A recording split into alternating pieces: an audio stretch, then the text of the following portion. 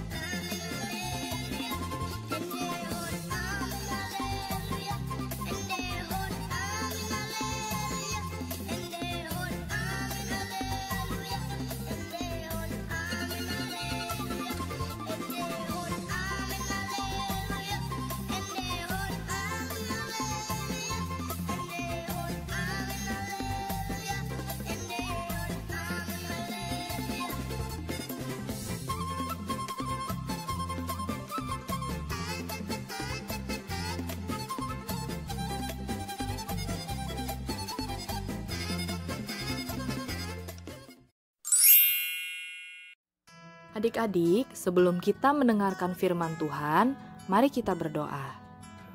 Tuhan Yesus, terima kasih untuk kebaikan-Mu kepada kami. Sekarang kami mau mendengarkan firman Tuhan, berkati kami, berkati hati dan pikiran kami, supaya kami bisa mengerti firman Tuhan dan melakukannya dalam hidup kami sehari-hari. Terima kasih Tuhan Yesus, dalam nama-Mu kami berdoa. Amin. Halo adik-adik, sudah siap mendengar firman Tuhan? Hari ini kakak akan bercerita tentang Tuhan Yesus. Judulnya, Yesus Menyucikan Bait Allah. Nah, siapa yang di sini pernah ke pasar? Apakah kalian tahu apa saja yang ada di pasar? Ya, benar. Ada yang berjualan makanan, minuman, hewan, dan masih banyak lagi yang lainnya. Hal itu membuat pasar menjadi ramai sekali dan tentu saja ributnya bukan main. Coba saja kalian bayangkan kalau suasana bait Allah seperti itu. Tentu tidak nyaman bukan? Suatu hari Tuhan Yesus datang ke Yerusalem. Ia ingin beribadah di bait Allah. Tapi Tuhan Yesus justru melihat begitu banyaknya pedagang hewan seperti lembu, domba, dan merpati, serta penukar uang ada di situ. Ya, orang-orang itu menjual semuanya di dalam bait Allah. Tahukah kamu apa sebabnya? Orang Israel membutuhkan binatang darat dan burung untuk dikorbankan kepada Allah.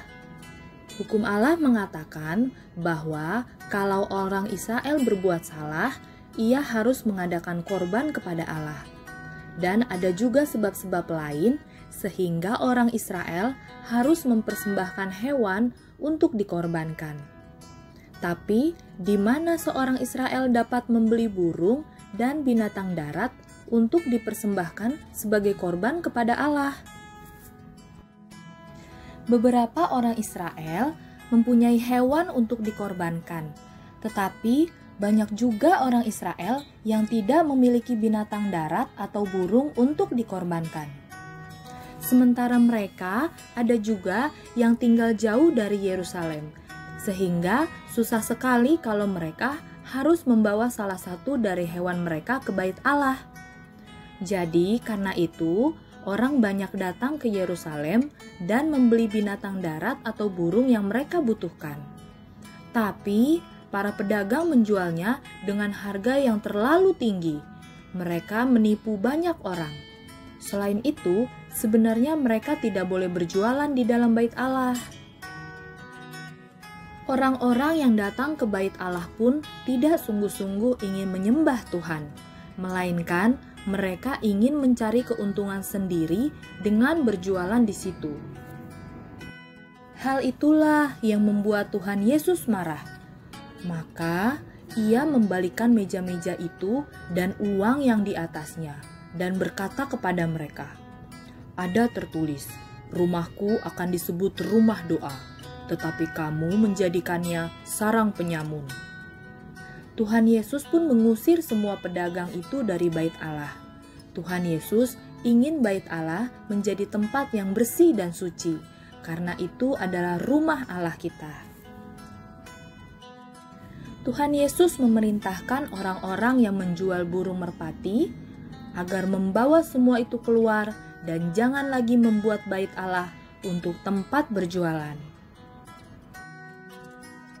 Beberapa dari murid-murid Tuhan Yesus ada bersama dia di bait Allah pada waktu itu. Mereka terkejut melihat apa yang Yesus lakukan. Setelah membersihkan bait Allah, maka datanglah orang-orang buta dan orang-orang lumpuh kepada Tuhan Yesus, dan mereka pun disembuhkan oleh Tuhan Yesus. Selama Tuhan Yesus berada di Yerusalem, ia melakukan banyak mukjizat. Luar biasa ya adik-adik. Karena kebaikan Tuhan Yesus, anak-anak pun bersuka cita dan berseru dalam bait Allah, "Hosana bagi anak Daud, Hosana bagi anak Daud." Tetapi ketika imam-imam kepala dan ahli-ahli Taurat melihat mukjizat yang Tuhan Yesus lakukan, mereka tidak suka dan hati mereka sangat jengkel. Mereka iri terhadap Tuhan Yesus.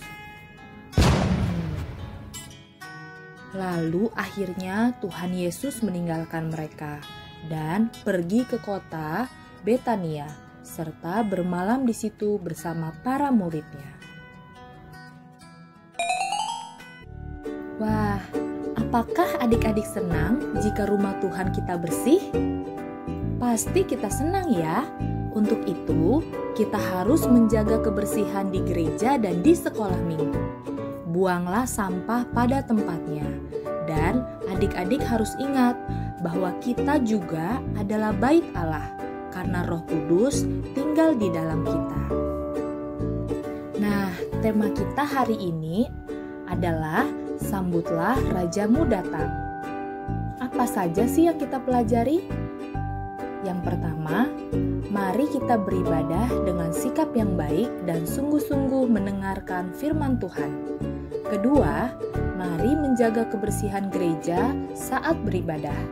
Dan ketiga, menjaga hati kita tetap bersih untuk menyambut Tuhan yang tinggal di hati kita. Nah adik-adik, untuk meresponi firman Tuhan yang sudah kita dengar, mari kita bersama-sama bernyanyi, Aku gereja, kau pun gereja.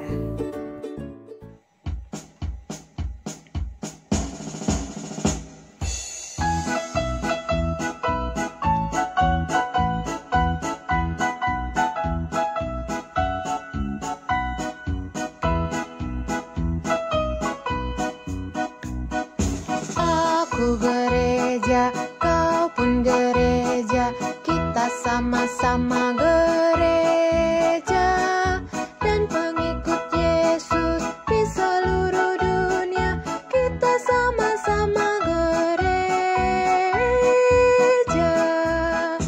Gereja bukanlah gedungnya, dan bukan pula menaranya.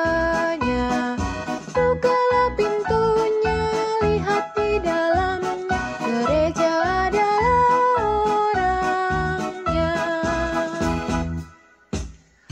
Aku gereja, kau pun gereja, kita sama-sama gereja, dan pengikut Yesus di seluruh dunia, kita sama-sama gereja.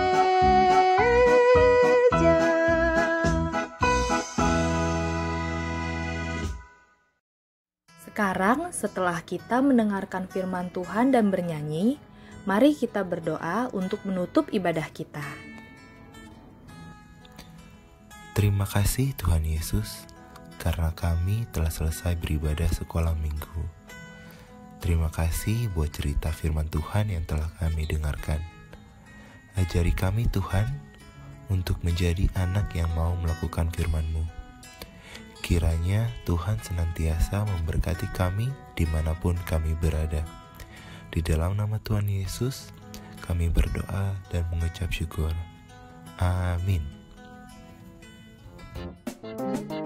Adik-adik, sekarang kita akan melakukan aktivitas. Caranya adalah, adik-adik diminta membuat 5 daftar sikap yang baik dilakukan di rumah Tuhan.